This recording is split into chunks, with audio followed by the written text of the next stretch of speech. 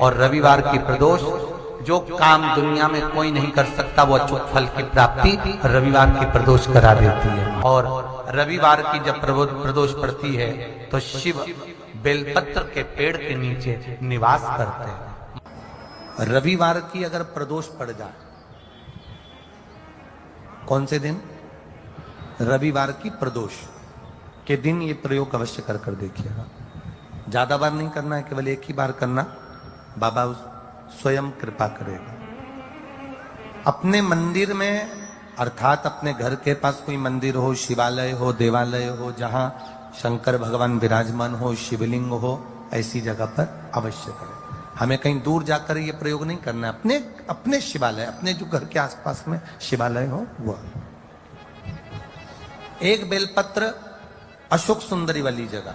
अब उसको अशोक सुंदरी की जगह पर भी चढ़ाने का तरीका क्या है? ये शिवलिंग है, ये जलाधारी है, ये जल बहता है, बीच में जो मोटी सी लाइन है वो अशोक सुंदरी का स्थान।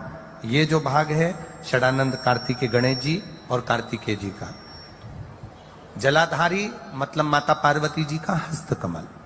शिवलिंग मतलब भगवान शंकर का स्वरूप। ऊपर से जो बूंद बूंद पानी इस पर गिरता है वो शंकर भगवान की 5 लड़कियां, जया, विषहरा, शामलीबारी, दौतली और देव।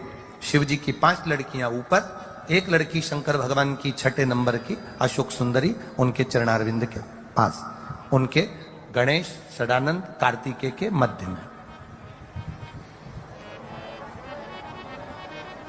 जब हम बेलपत्र चढ़ाएंगे तो उस बेलपत्र को चढ़ाते समय आपकी जो बेलपत्र की डंडी है वो बेलपत्र, रविवार प्रदोष के दिन का ये उपाय है महाराज। ये बेलपत्र की जो डंडी है, इस डंडी का भाग शिवलिंग की ओर होना चाहिए। ये जो डंडी है इसका भाग अशोक सुंदरी पर जब चढ़ाएंगे तो शिवलिंग की ओर इसका भाग होगा महाराज। दूसरी, बेलपत्र को जब हम समर्पित करेंगे तो जलाधारी का जया, विषहरा, शामरीबारी, दौतली, देव।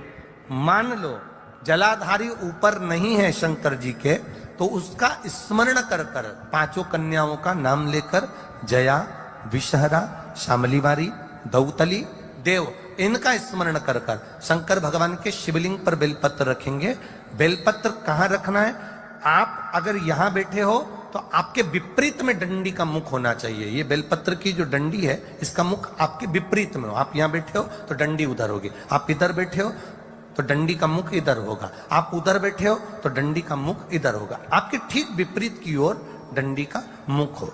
ये 2 जगह बेलपत्र समर्पित करने के बाद तृतीय बेलपत्र शिवलिंग की जो जलाधारी है, जहां पर भगवान शंकर का शिवलिंग रखा है, वहां स्पर्श कराकर, केवल छुआना है, स्पर्श कराकर बेलपत्री के पेड़ के नीचे ही कोई कंकर हो, कोई शंकर हो या कोई मिट्टी का ढेला हो, नी हो, तो वहीं मिट्टी को थोड़ी सी ऊंची कर कर एक बेलपत्र बैठकर इस बेलपत्री की डंडी जड़ की ओर, मतलब जो वृक्ष होता है उस ओर इस डंडी का मुख होना चाहिए।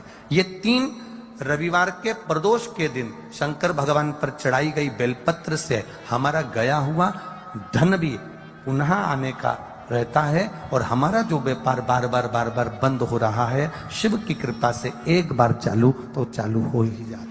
रविवार के प्रदोष के दिन पंडित प्रदीप मिश्रा जी ने बताया है आपको 3 बेलपत्र समर्पित करनी है।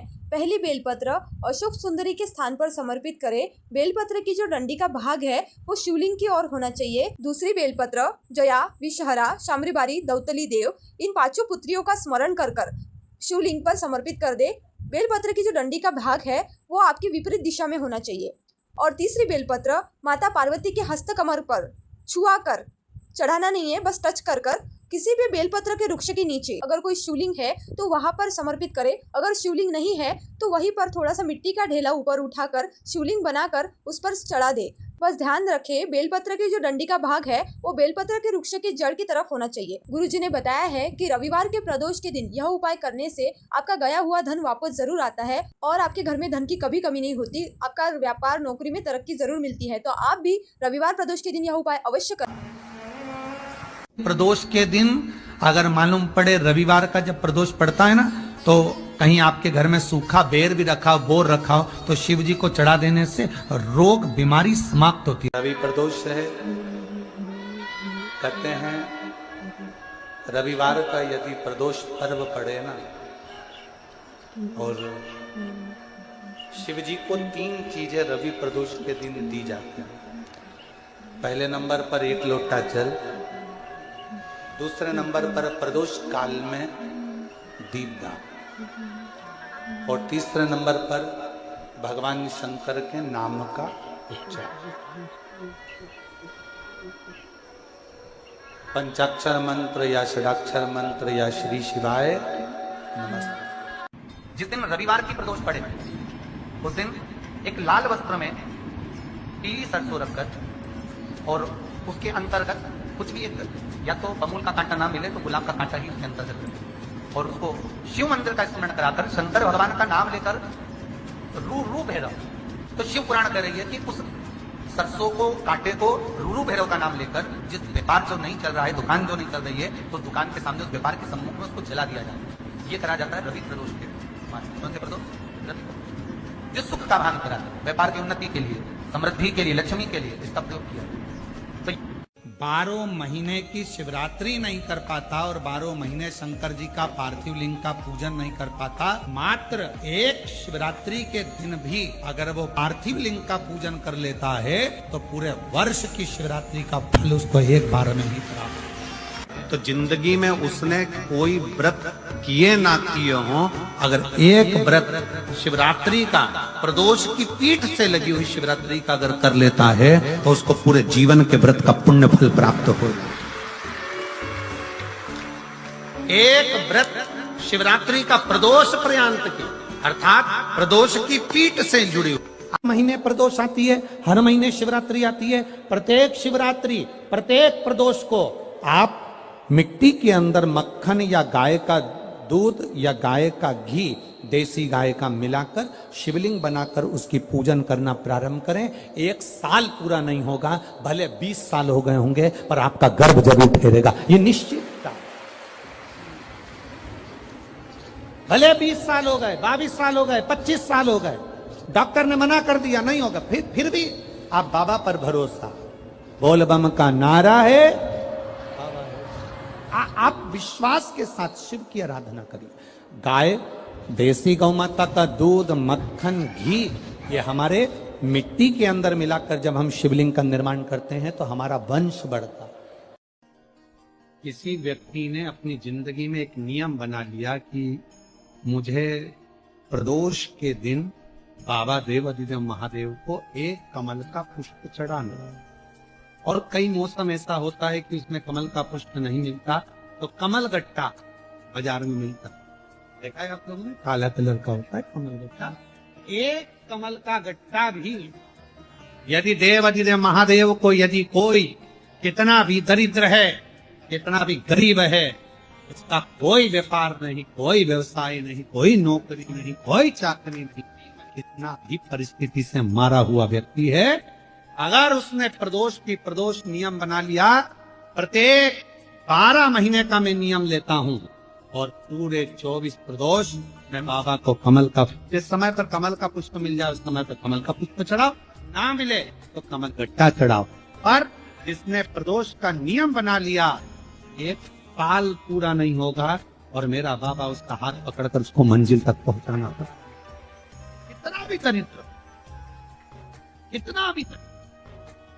ये लोमश ऋषि की कथा कहती है, ये लोमश बाबा का चरित्र कथा, कितनी भी गरीब परिस्थिति क्यों ना हो, कितना भी दरिद्रपन क्यों ना हो, कुछ नहीं घर में, प्रदोष काल का दीप, प्रदोष काल की आराधना, प्रदोष काल की साधना और प्रदोष काल में परमात्मा का लिया गया नाम हमारे करोड़ों करोड़ों करोड़ों करोड़ों पुण्य को प्रबल कर देता है और हमारे पाप को छिन्न कर देता है। हमारे पाप प्रदोष के समय पर अगर मान लो कोई भिखारी से भिखारी व्यक्ति भी है जो ठेला चला रहा है, उसके पास में खाने के लिए कुछ नहीं है, फटे कपड़े पहन रहा है, उसकी जिंदगी में कुछ भी नहीं बचा और कर्जे में लदालूम हो गया, एक चावल का दाना अगर वो प्रदोष के दिन, प्रदोष काल में शाम के समय पर शंकर के शिवलिंग पर चढ़ा देता है तो 3 या 4 प्रदोष में उसका कर्जा चूकना प्रारंभ हो जाता है। प्रदोष का विधान।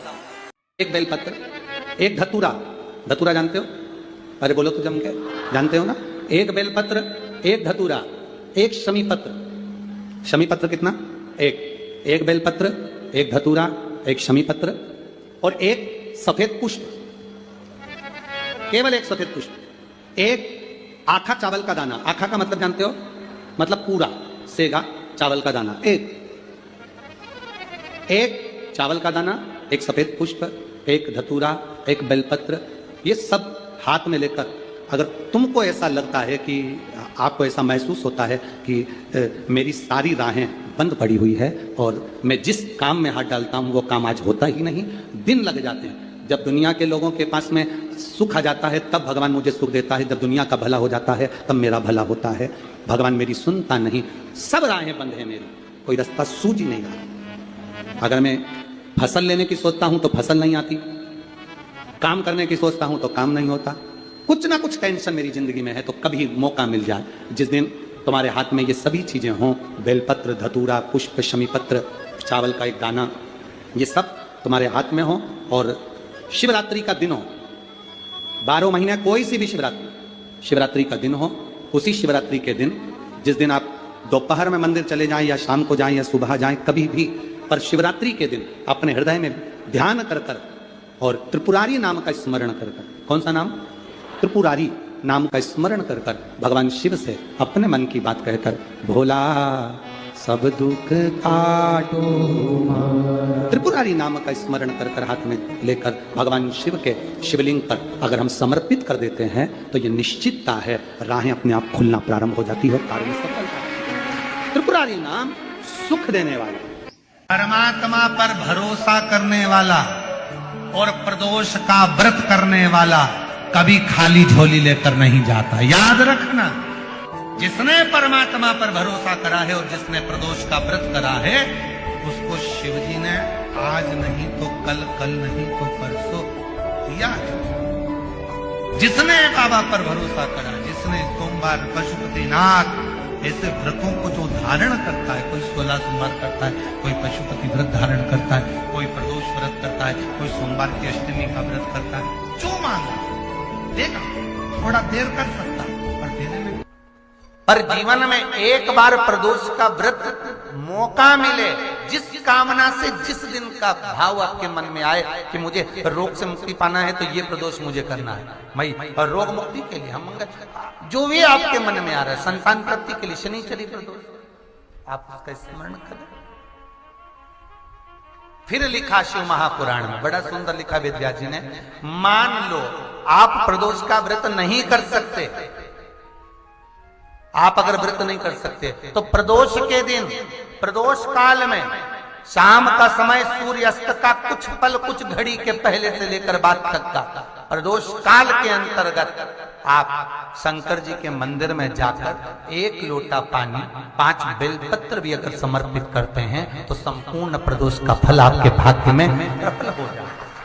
शिव महापुराण में इसका दोष के दिन ईश्वर महादेव का नाम, 7 कनेर के पुष्प, कितने? कनेर मालूम है? कनेर के 7 फूल, 1 बेलपत्र।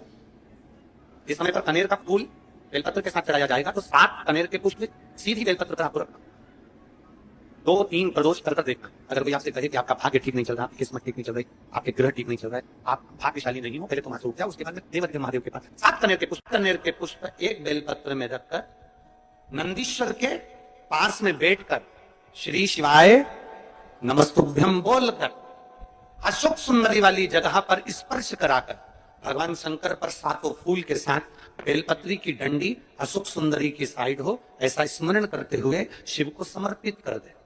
वही बेलपत्री 5 बार नमः शिवाय या पंचाक्षर मंत्र, षडाक्षर मंत्र या श्री शिवाय नमस्तुभ्यम बोलकर वही बेलपत्री 3 प्रदोष, 4 प्रदोष, 5 प्रदोष, 2 प्रदोष, जितने प्रदोष आप चढ़ा रहे हैं प्रदोष काल में, वो बेलपत्री लाकर अपने कक्ष में अपने पूजन वाली स्थान पर रखते जाओ।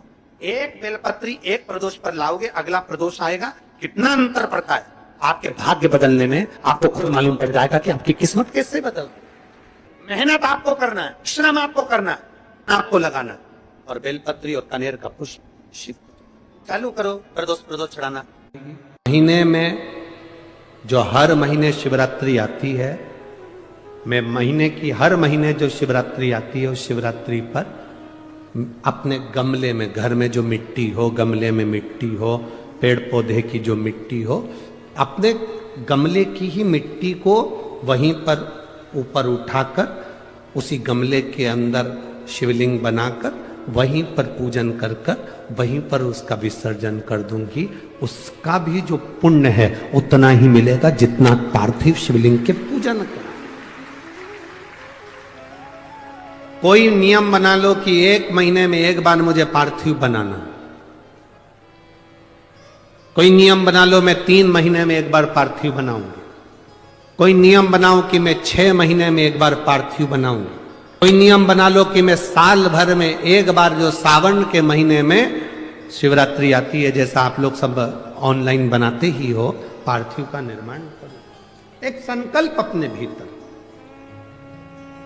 अगर ये संकल्प नहीं ले सकते तो दूसरा संकल्प लो।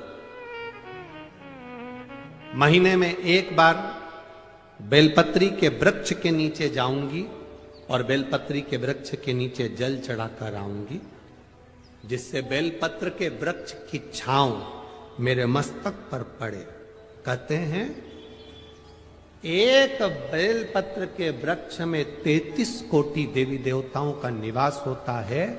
जब एक बेलपत्र के वृक्ष के नीचे हम जाते हैं तो ये समझ लें कि 33 कोटि देवी देवताओं की छत्र छाया में हम पहुंच गए। 33 कोटि देवी देवताओं की छत्र छाया में हम पहुंचे। ये भाव अपने भीतर प्रकट करो। 33 कोटि देवताओं के आशीर्वाद हमको मिल रहा है, उनकी छत्र छाया में हम पहुंचे, उनका आशीर्वाद हमको प्राप्त हो रहा है।